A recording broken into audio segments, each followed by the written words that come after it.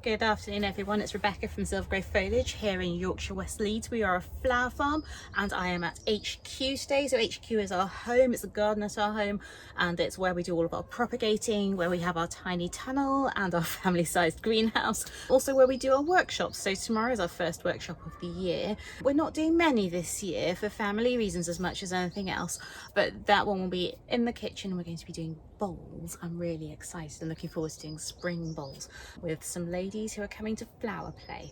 Anyway, this is our YouTube channel. Do subscribe using the button above. It's a bell icon, and when you click on that it will let you know what's coming up, what we're showing you.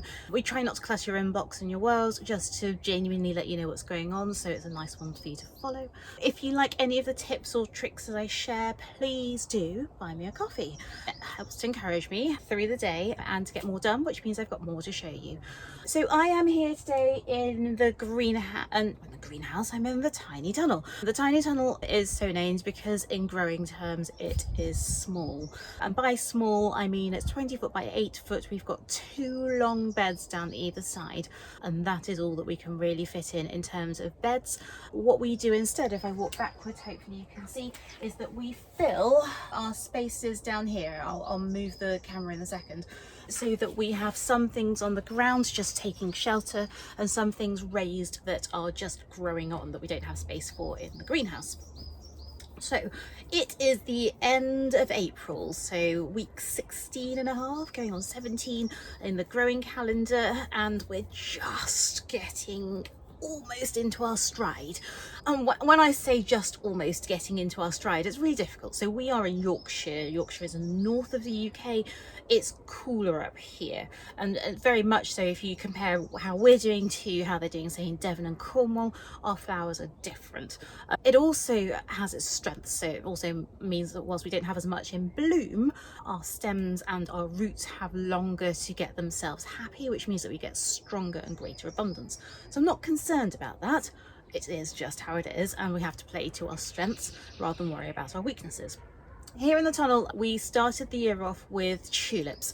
So we did have tulips on to my left hand side. We had about 750 in there. They are all sold and gone. We've also had a succession of crates in here of tulips. So there's a couple of crates behind me that really need to go out. They've only got kind of 10 tulips left in them. And we'll be bringing another 3 or 4 crates of those in here this afternoon, so that they can just get that warmth and colour up, so that they're ready for next week. And then the beds are filled with a real mixture of things. So on my left behind me, let's see if we can do this. On my left behind me, we have ranunculus, and I'll take you closer to those in a minute, and a few Icelandic poppies. And then on my right, if I turn you around, look, those are the famous acorns, pine cones. I have nigella. We've got a little bit of Ericium. Down here on the right, we've got some calendula, was what we call it. So calendula is there, and then we've got a little bit of Omphalloides. It's the first time I'm growing it. Hasn't necessarily done that brilliantly in the weather that we've had. It's been super cold here over winter. Followed by some scabious, some more stocks, and sedum, and then a scraggly patch at the end. So let me take you down from here and I'll give you a proper walk around. So down here we've got nigella. There's loads of it, and what's really nice about this is that this nigella is from our own saved seed. It's not in bud yet, but it's got that lovely feathery foliage. It's going to be tall because we're in the tunnel. Now, I really do think that these sweet williams were planted in here by mistake, but there's lots of stems on them, so they're going to stay. Now, I'm not sure if these are going to get done again. We've got 2 patches of these, one patch, in fact 3, but one patch has already come out. These are wallflowers. They're about to flower, and we'll have our second cut of them. I'm not entirely convinced they're worth the space in my tunnel, but we'll see. And then look. So the first kind of proper flowers coming off these calendula. I've had 5 or so stems, but those 5 or so stems I have really kept to myself. This is the Omphalloides. You can see there's some gaps at the back, a few bits that aren't looking quite so healthy, and then just here you can see that it's starting to bud up, which is exciting. So we'll have some flowers off those very soon. The random peony from the patch that was originally here that's clearly lived to stay for a little bit longer. I'm not going to take it out, we'll just take its flowers. Some scabious that I've never done indoors before, so it's exciting to see how that's doing. Stocks, so these went in a few weeks ago, so they're doing really nicely. Tanacetum, a few more bits of wallflower, and then the scraggly patch that I'm going to fill in a minute. These are the two patches of lips that we still have left in from this week, and those are going to come out and go into our class tomorrow because they're nice and open. This is a funny one. This is supposed to be Foxy Foxtrot. Now, I've grown Foxy Foxtrot all 4 years, and I promise you it's different every time. Hey ho, such is life. So these are ranunculus. I know that in the south they are flowering, but here in Yorkshire they are, well, here in this patch of Yorkshire they are just on their way, which is fine. These, look, just peaching up. Try and get that in focus for you, which is very exciting. So these are Salmone, and they're elegant swans. We've got some lovely white ones. There's some down by my feet. Everything is kind of leaning towards the light, and we don't use too much to hold things up. My hands are filthy, my apologies. So these are white ones. I think they're Bianco, Elegance Bianco, what went in here. I've got a bit of a rogue over here. I should really cut it, but I quite like a rogue. This lovely one, stunning, very ready to be cut. And then I'll talk you through these little bits in just a second. Hi, so I am in the greenhouse. Not in the greenhouse at all now, I'm in the polytunnel. And I've just jumped on this moment of freedom to crack on and get a few jobs done in the polytunnel. Children are off out to play dates and Saturday activity type things. So I'm just taking this moment. And right now, I'm planting these out. So these are stocks, tiny weeny stocks that I've done in soil blocks. Now, those of you who've been following along know that I am a soil block novice. You know that I am soil blocking because we don't have a huge amount of space. We're an urban flower farm here in Leeds, West Yorkshire. And so space is a premium. We just have a standard kind of greenhouse, which is 10 by 8, so kind of a standard family sized greenhouse if you've got one in your garden. There's nothing special about it. And then we've got the tiny tunnel. So being able to grow these very healthy seedlings in a small space is brilliant. Now, my gripe about soil blocks continues because the bigger ones are really quite easy to use, but the small seed blocker is a pain. I have found an alternative. It's really quite expensive, so I have not bought it yet, but I'm rather loving these little healthy things. So I might see if we can make room in the budget to buy the more expensive version that I do think will work better. So these stocks are going in really quite close together, just the last two here.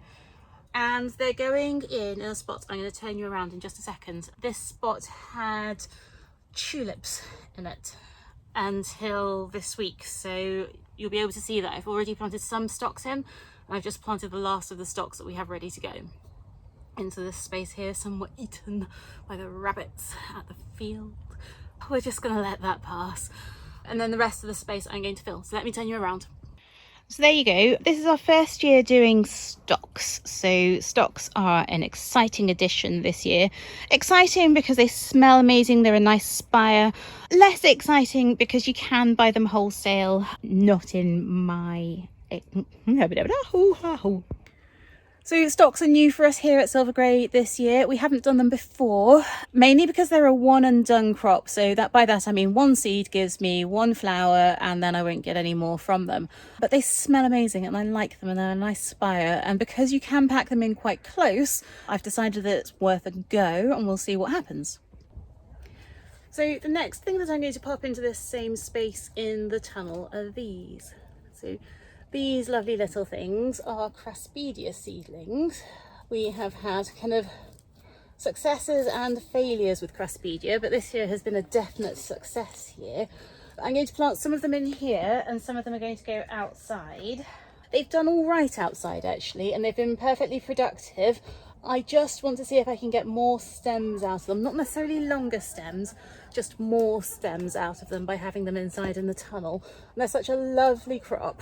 I really like them, kind of Billy Buttons. I've moved you over to the other side so that you can see me. It's sunny, so I might be more shadow than anything else, which is a real shame. Well, it may not be a shame.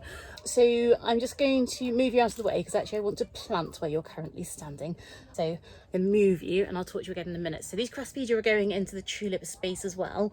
They were sown, for completeness, on the 22nd of February, so quite early, but they've done really well. I'm very pleased with them. They're a good size. I'm going to get in so much trouble. I'm wearing my new jeans. Look, those are lovely. I'm wearing my new jeans, so they're getting muddy. I have got a kneeler out. I don't normally bother with a kneeler, but I thought I'd try and protect my new jeans a little bit, but I've totally failed. Never mind. That's what I'm doing next anyway. Okay, so the next thing I'm doing, and I'm really sorry that I am showing you a muddy hole, is putting in some silver dust that we took out in autumn and split. It's been outside over winter and it's going back in now so I can get the foliage from it. Now, the reason I'm excited is because you can see at the bottom there's water. Now, I am forever worried that we don't water enough in here, and that is a sign that we do. So I just said that we were putting in plants that we potted up over winter. So this is silver dust. It was in the tunnel at the opposite end last year. We took it out and split it. When I say we, I mean Anthony. And we've potted it up in just standard compost, and look at it now. So all of this growth, all of this lovely rootiness has happened over winter, which is really exciting. So I'm going to put it into our tunnel now. It's not pot bound yet, so it's really ready for it to just, you know, crack on and grow and produce lots of lovely foliage, which is fantastic. I'm going to do that now. Okay, we've made it as far as the family-sized greenhouse. I keep being distracted by jobs in the garden, so forgive me. I'm very distractible when it comes to gardening and growing because I love it so much. So since I saw you last, I have planted out some more stalks, planted in, what do we call it? Silver dust. I've cleared the scraggly end at the far end of the tiny tunnel, and that has got some poppies in it. Cream double poppies. I'm really hoping that those are going to do well. I may also have poppies in there for the rest of eternity, but that's okay because they're beautiful and I like them. So that's what's going on there. I have also put the third frame back inside the greenhouse. I'm going to take you on a tour of that in a second. So this is literally just a family-sized greenhouse. It's 10 foot by 8 foot. It's at the bottom of our garden, underneath a sycamore tree.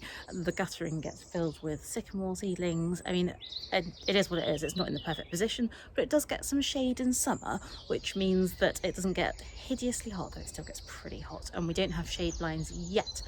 So it's a standard greenhouse and we have shelves in it, and we've got staging on both sides. The top and the bottom of the staging is full, and then in the middle of that we put the frames of those kind of cheap greenhouses that you get from Homebase or B&Q or any other provider that you might think of. B&M had them, actually. I spotted them in B&M. And more, you could use greenhouse staging. When we just need a little bit of extra staging, we use upturned crates that come from grocers, those kind of plasticky things that they chuck away and get crushed and go into landfill. We reuse them. So we use those for all sorts of things. Urban waste, I call it, but often we use it as staging in various places. So whether that's in the tunnel, in the workshop, or in the greenhouse. Okay, so those shelves have then been filled with our second-ish round of half-hardies.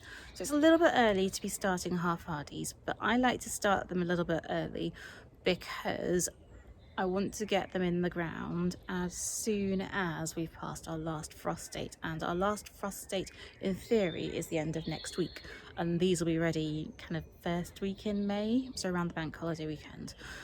So we put them on the propagator as we were going away last weekend. They were done by the time we came back. I've moved them out and they are now into the, I've got mud on my cheek, sorry, into the greenhouse. The greenhouse is still full. It has had an empty, I promise you, it's had an empty. So some things have gone in the ground, some things are on a pile of more urban waste baskets by the gate, ready to go out to the field as soon as I get a moment. And there is a pile of stuff up at the fields that is hardened off and sat quite nicely in crates more urban waste up there waiting for me to plant it out. So it has had an empty. The things that are still in our greenhouse are either not quite ready or not hardy enough to go out, but generally it means they're not quite ready. Planting out is a massive job, and the minute we've planted out we will be filling it with more. So we really want our season this year to go right the way on through until the end of October. So we definitely got to the end of August last year. September was okay. October was again good because our chrysanthemums had come through.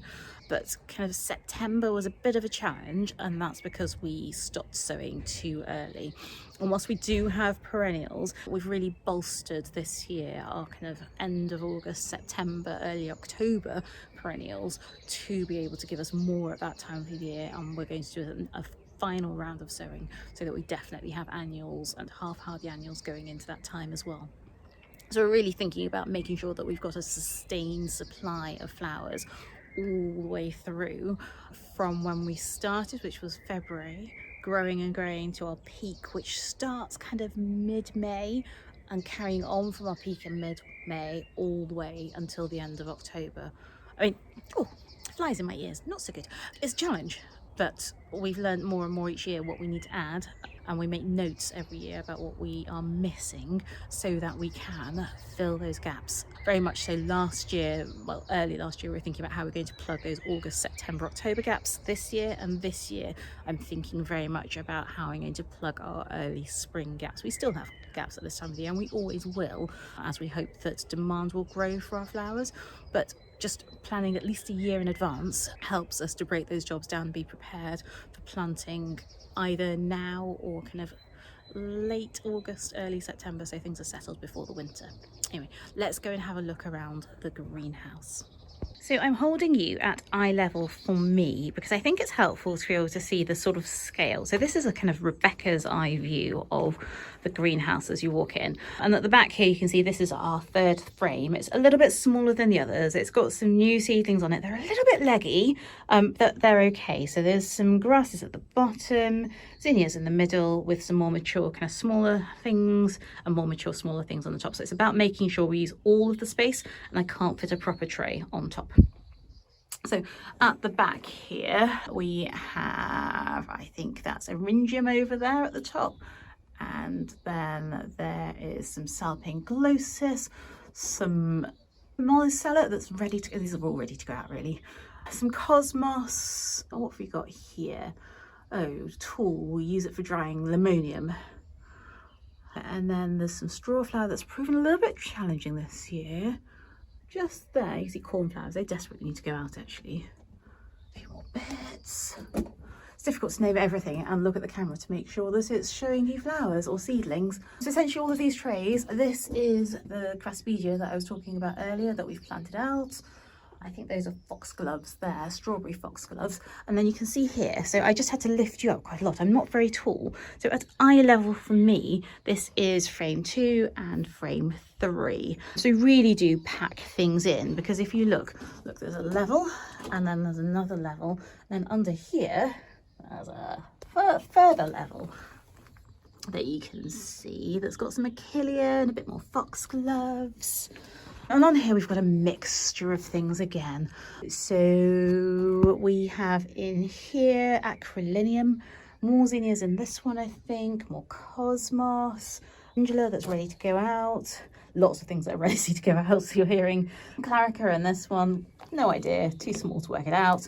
And then we've got our last round of Ranunculus under here at the bottom that again are desperate to go out. I need to sort those.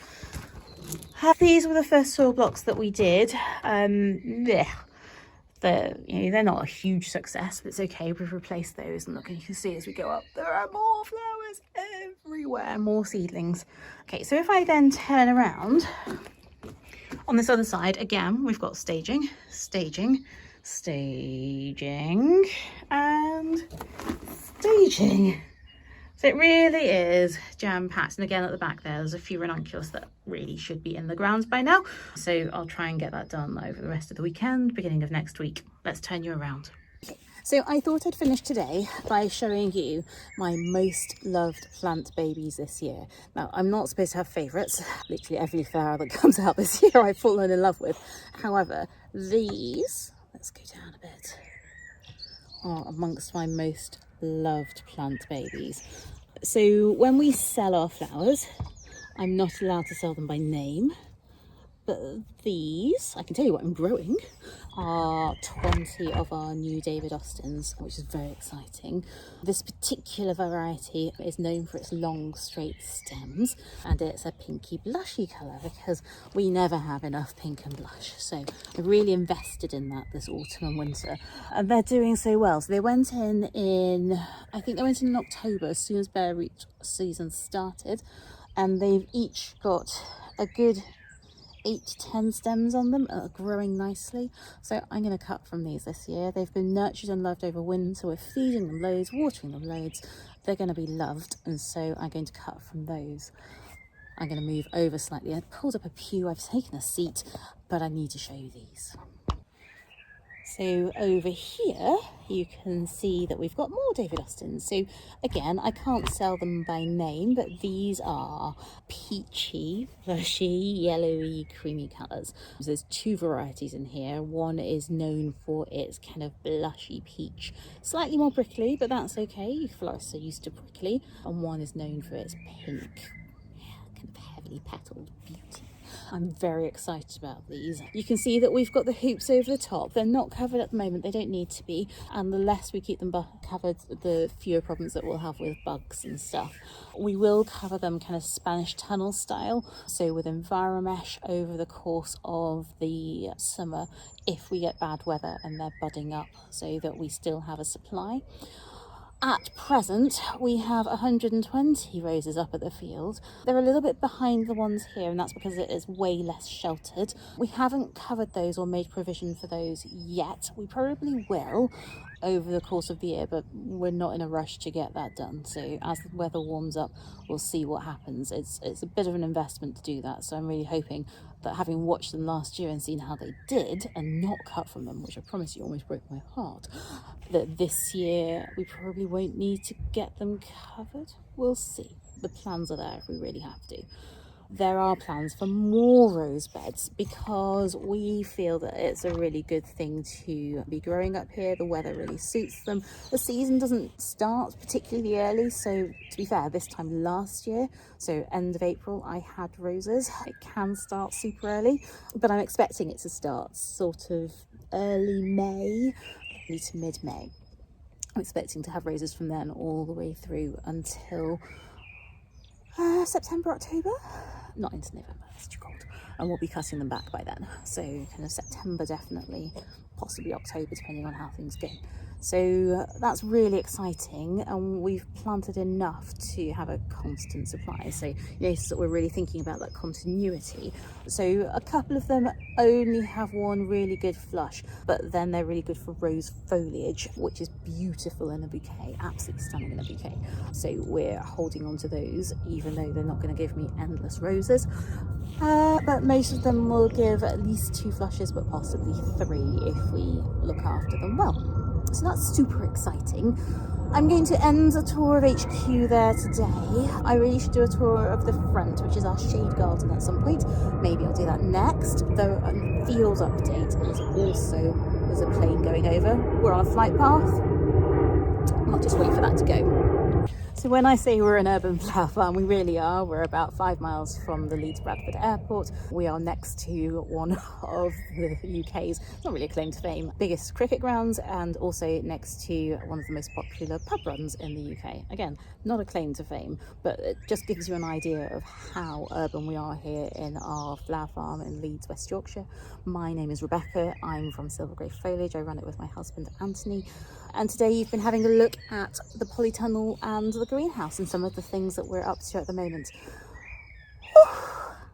I got a bit distracted. It's not necessarily in order, but you know, that's the way these things go. It's a peaceful day and the children are both occupied doing other things. If you've liked what you've seen today, please do subscribe to the channel. You can do that by clicking on the bell icon. If you would like to buy me a coffee, I'd be incredibly grateful. You can do that clicking the link that's in the blurb. If you have any questions about what we do and how we do it, or if you'd like some help with how you grow, because we really do pack an awful lot into a really small space because we're based in a city, then drop me an email. It's rebecca@silvergreyfoliage.com and I'd be happy to set that up. Thank you for your time today. Bye bye.